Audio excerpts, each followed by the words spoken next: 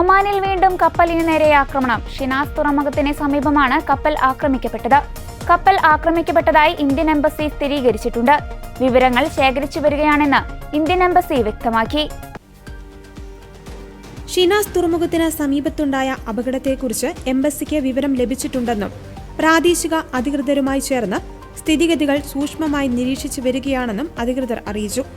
എന്നാൽ അപകടത്തിൽപ്പെട്ട കപ്പലിനെക്കുറിച്ചോ അതിലെ ജീവനക്കാരെക്കുറിച്ചോ ഉള്ള കൂടുതൽ വിവരങ്ങൾ ഇതുവരെ ലഭ്യമായിട്ടില്ല. പശ്ചിമേഷ്യയിലെ നിലവിലെ സംഘർഷങ്ങളുമായി ബന്ധപ്പെട്ട കപ്പലുകൾക്ക് നേരെ തുടർച്ചയായി ഉണ്ടാകുന്ന ആക്രമണങ്ങൾ അതീവ ഗൗരവകരമാണെന്ന് വിദേശകാര്യ മന്ത്രാലയം പ്രസ്താവിച്ചു.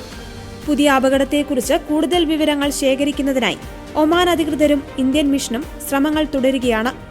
അതേസമയം ഒമാൻ കടലിടുക്കിൽ പലാവു പതാകയുള്ള MT സ്റ്റെബെല്ലോ എന്ന ടാങ്കറിന് നേരെയുണ്ടായ US സൈനിക ആക്രമണത്തിൽ കാണാതായ 3 ഇന്ത്യൻ നാവികരും കൊല്ലപ്പെട്ടതായി സ്ഥിരീകരിച്ചു. ആക്രമണത്തെ തുടർന്ന് കാണാതായവരിൽ 2 പേരുടെയും മൃതദേഹങ്ങൾ ഇതിനോടകം വീണ്ടെടുത്തിട്ടുണ്ട്.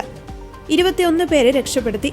ടാങ്കർ തങ്ങളുടെ നിർദ്ദേശങ്ങൾ പാലിച്ചില്ലെന്നും ഇറാനിൽ നിന്നുള്ള എണ്ണ കടത്തുകയായിരുന്നുവെന്നും ആരോപിച്ചാണ് അമേരിക്കൻ സൈന്യം കപ്പലിന് നേരെ പ്രിസിഷൻ സ്ട്രൈക്ക് നടത്തിയത്.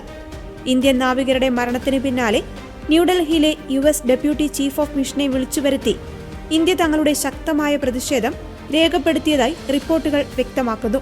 ഇന്ത്യൻ നാവിക സമൂഹത്തിന് ഇത് നികത്താനാവാത്ത വലിയൊരു നഷ്ടമാണെന്ന് കേന്ദ്ര തുറമുഖ ഷിപ്പിംഗ് മന്ത്രി സർബാനന്ദ സോവോനാൾ വ്യക്തമാക്കി. മരിച്ചവരുടെ കുടുംബാംഗങ്ങൾക്കൊപ്പം മോദി സർക്കാർ ഉറച്ചു നിൽക്കുമെന്നും അവർക്ക് ആവശ്യമായ എല്ലാ പിന്തുണയും നൽകുമെന്നും കേന്ദ്രമന്ത്രി ഉറപ്പു നൽകി. രക്ഷപ്പെട്ട ക്രൂ അംഗങ്ങളെ എത്രയും വേഗം നാട്ടിലെത്തിക്കുവാനും മരണപ്പെട്ടവരുടെ ഭൗതിക ശരീരങ്ങൾ അന്ത്യകർമ്മങ്ങൾക്കായി വേഗത്തിൽ തിരികെ എത്തിക്കുവാനുമുള്ള നടപടികൾ സ്വീകരിക്കുവാനും അദ്ദേഹം ഉദ്യോഗസ്ഥർക്ക് കർശന നിർദ്ദേശം നൽകിയിട്ടുണ്ട്.